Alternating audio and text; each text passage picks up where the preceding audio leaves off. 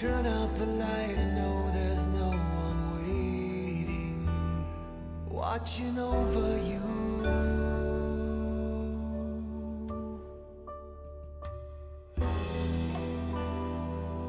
When the thunder comes, I'm there right by your side.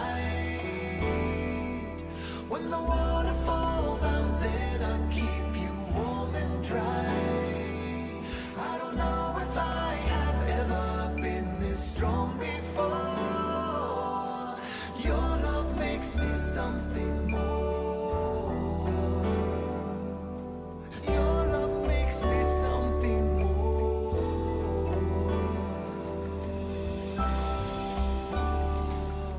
That was us. Then, for one incredible night when the world stopped, it seemed like we were the only two people left in it.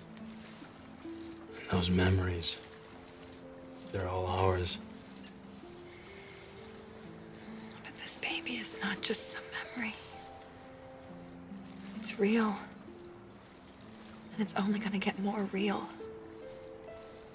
And it's gonna be very real to Bridget.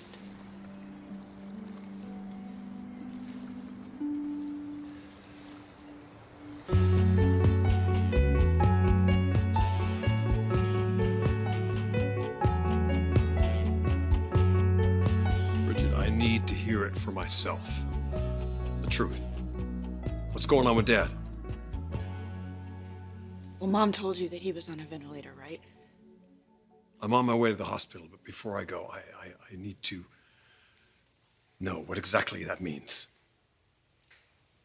I'm so sorry, Rich. I'm just so sorry. I know how much you love Dad. Bridget, we all do. Talk to me here. I need to know.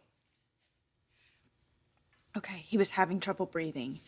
And with coma patients, it's critical that they get enough oxygen to their brain. Okay, so that's why he's on a ventilator.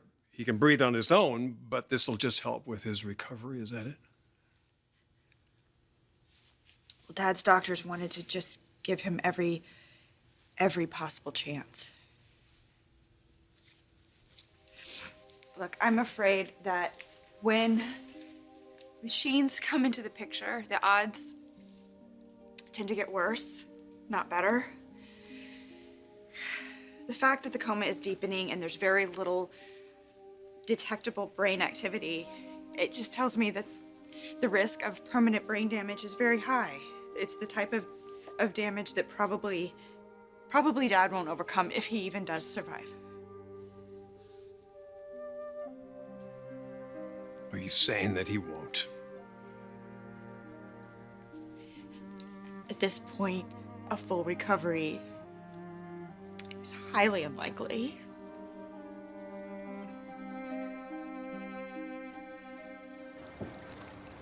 Talking about a baby.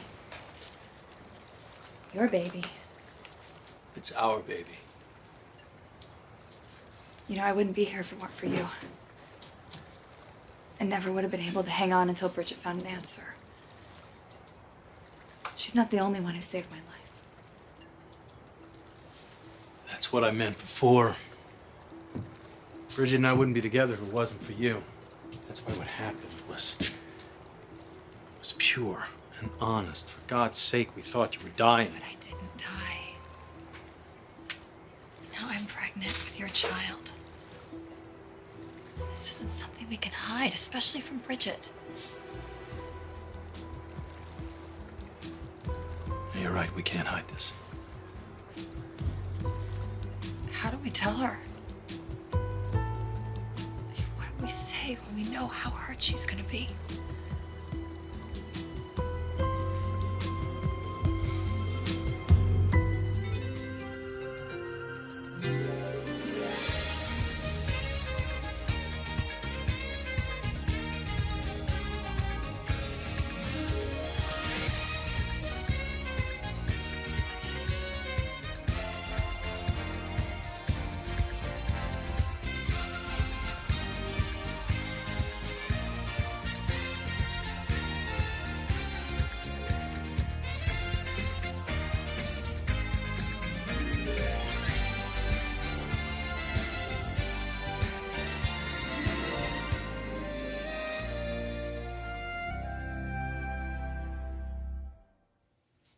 You saying that's it?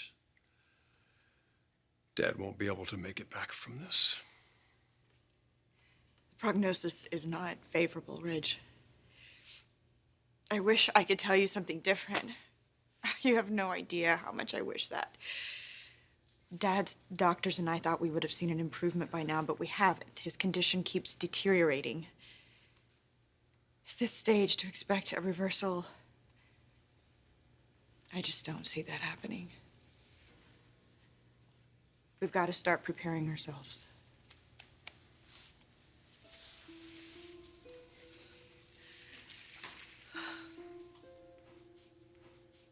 Since the night your father collapsed, I refused to believe that we could lose him. And I kept saying, when he gets better, not if. The fact that he may never wake up, I just can't comprehend that. I know, Mom, I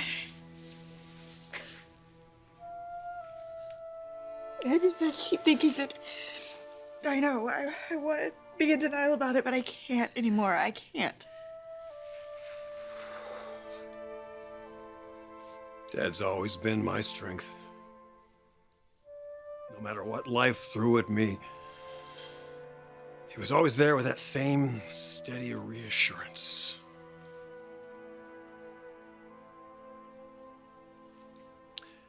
I felt like with him by my side, I could do anything. I could achieve anything. He's one of the most amazing people I've ever known. He's the finest dad a man could ever ask for. Now you're telling me that there's a good chance he's not gonna come back from this. I'm not gonna be able to reassure him that everything's gonna be okay, the way he was always able to reassure me.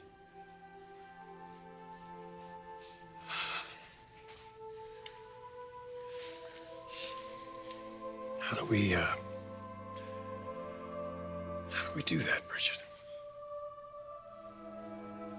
How do we get along without our dad?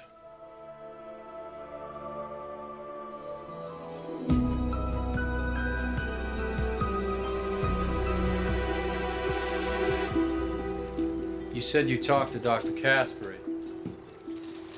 Yeah, there are a lot of unknowns.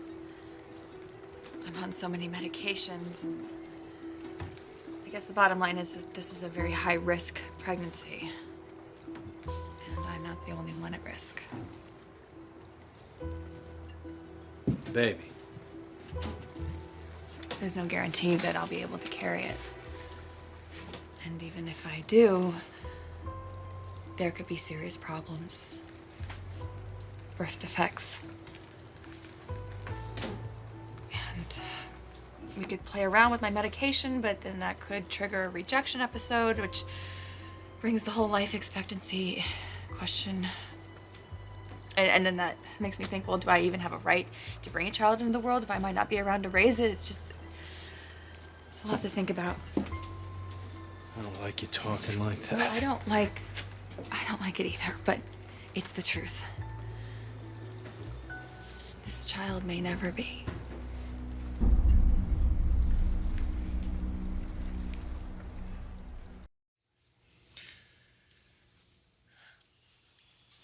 Is there any chance Eric will pull through this? Are you asking about a miracle? Sure, I suppose it does happen. Katie is living proof of that. But we have to come to terms with the fact that if he does survive, I'm almost certain Dad's functioning will be seriously compromised, physically and mentally. The chance of him being the same man that we've always known is extremely remote. So you're telling us that Dad is never gonna draw another design? He's never gonna tell his grandchildren another ghost story around the campfire at Big Bear, huh?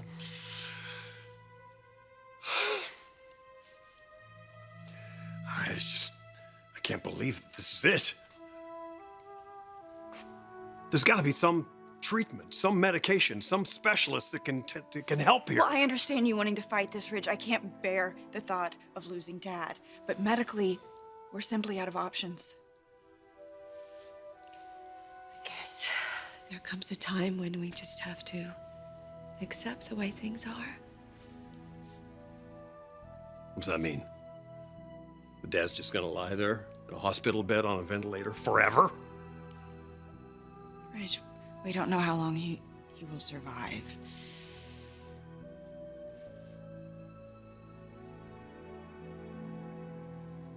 There does come a point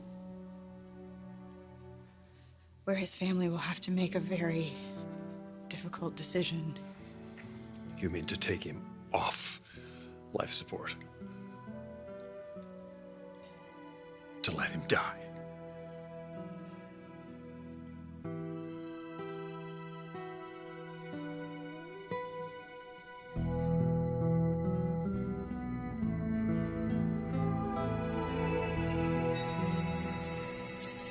Well, let's not try to sugarcoat what could be a very dangerous situation for you and the baby, and incredibly painful for Bridget.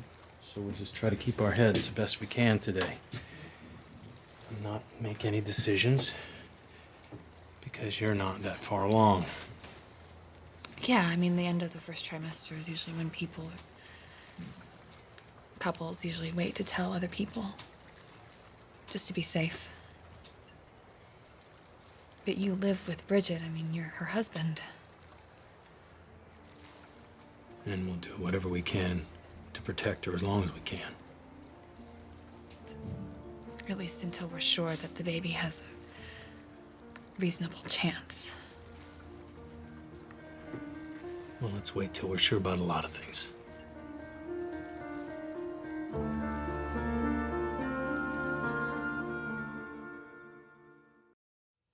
I can't believe that things are truly that hopeless.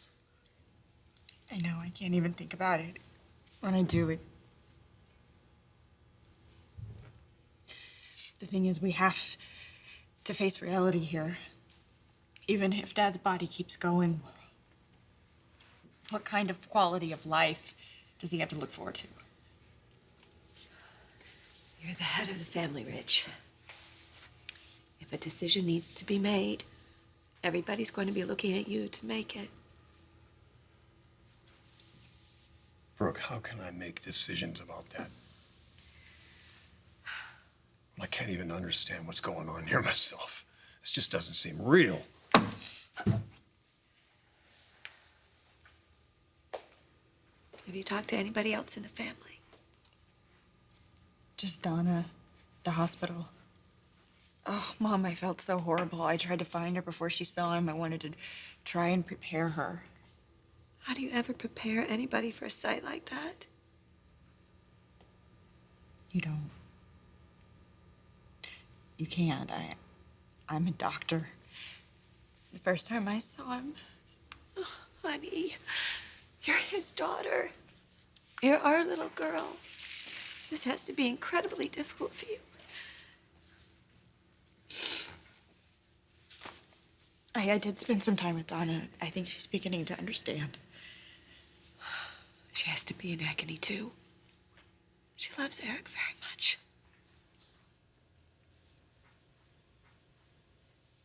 She does.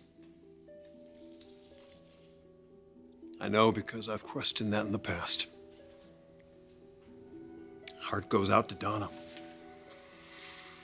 In spite of all of our differences, she is Dad's wife. I believe they love each other very much. There's something else that I thought I should bring up to both of you. Under the circumstances, I went ahead and checked Dad's paperwork on file at the hospital. And not only did Dad give Donna financial power of attorney, but he also gave her the power of healthcare, which means that in the event that Dad can't make his own medical decisions, his wife is the one designated to make them for him. I know that this is kind of a lot to absorb, but I thought you would want to know that. So there was nothing else in the file? There was nothing that spelled out anything? No, not really. I assume that Dad probably wanted to do a living will or a medical directive. Either the full set of documents didn't, I don't know, get signed, or they weren't sent to the proper people. I can't believe that he wouldn't designate one of us to make that kind of a decision, someone in the family. Well, Donna is family also, Ridge. Look, I may be in denial here, but I refuse to accept that Dad's gonna die. If, and only if, a decision like that is supposed to be made, we're all gonna gather together, all of us together. All of us who love Eric Forrester, including Donna, and we'll all make that decision together. We'll do what we feel is best for Dad.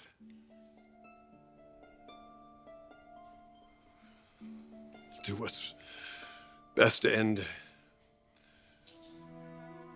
his suffering.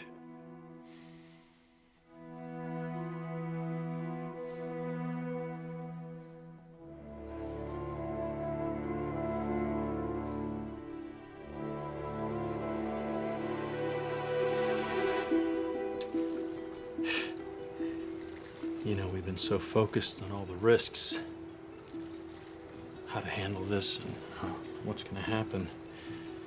Let's not lose sight of what's really going on here. This has to be happening for a reason. I believe in that. I mean, look at yourself. You really never thought that you could have a baby. And now we know that you can, so that's a plus, wouldn't you say? Yeah, I guess when you put it that way. There you see. So we just have to believe that the man upstairs has got a plan.